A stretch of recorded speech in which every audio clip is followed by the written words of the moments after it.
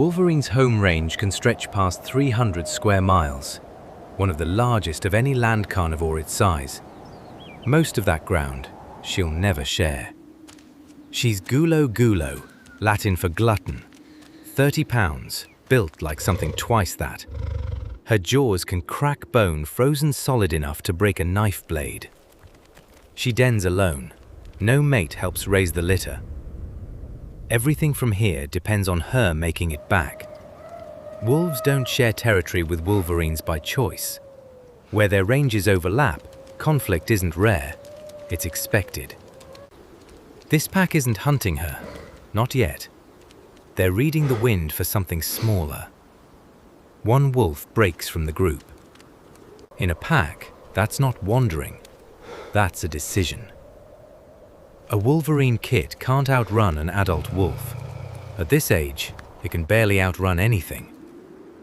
This is the moment most nature footage never catches, because most crews aren't there when it happens.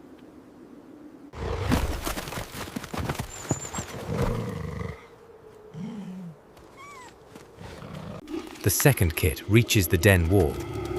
Distance, right now, is the only thing keeping it alive.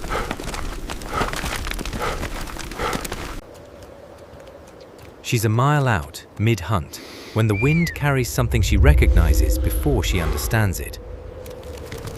Their stocky build is a liability on flat ground, an advantage on rock. Fur, drag marks. One kit instead of two.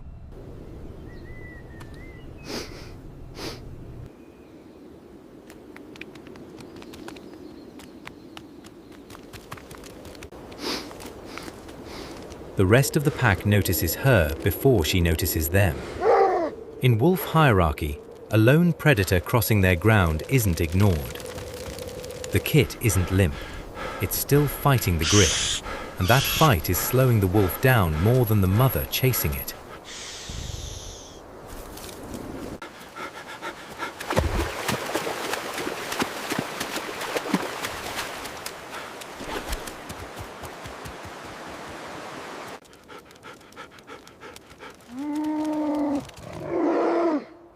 Ravens don't scatter for nothing out here. They're reading the same disturbance she is, just from the sky instead of the ground. Flanking is coordinated behavior, not instinct alone.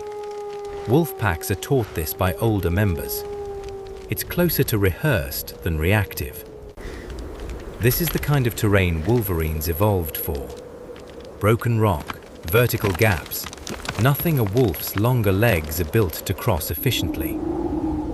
Storm fronts drop visibility fast at this elevation. For a predator running on scent more than sight, that's not a disadvantage.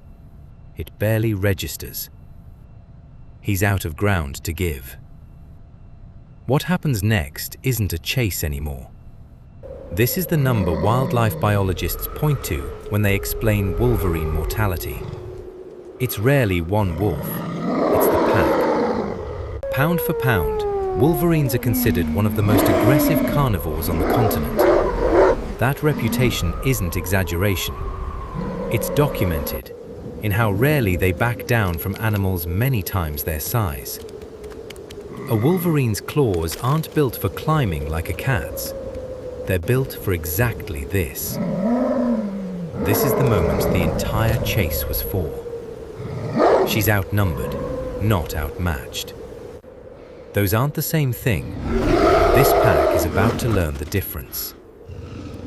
Wolves rarely press an attack against an opponent that refuses to run. Confidence to a predator reads as information. Retreat isn't mercy. It's a pack deciding the cost is higher than the reward. They don't go far. This territory dispute doesn't end today. It just pauses. Wolverine mothers are known to carry injured kits for miles rather than leave them to rest. Slower isn't the same as unsafe. Most of what's known about wolverine family bonds comes from radio collar studies, because moments like this almost never happen in front of a camera. They're still out there, somewhere past that ridge, this same math is running again. She's not watching the wolves leave. She's watching to see if they come back.